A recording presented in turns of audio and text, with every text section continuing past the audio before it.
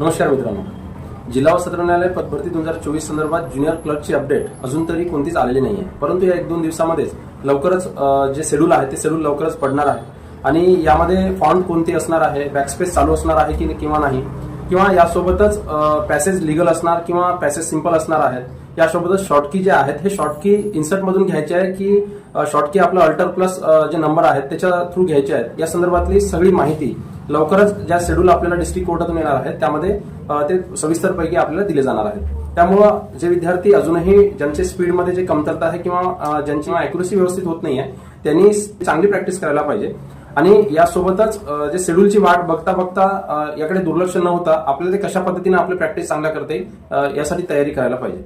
लवकरच शेड्यूल आल्यानंतर district court वेळ सुद्धा देणार नाही, कारण सगळी प्रोसेस जी आहेत ही शिपाई आणि स्टेनोग्राफरची ही कंप्लीट झालेली आहे. फक्त क्लर्कची जी आहे ही प्रोसेस बाकी आहे. त्यामुळे अतिशय फास्टमध्ये ती प्रोसेस होणार आहे. त्यामुळे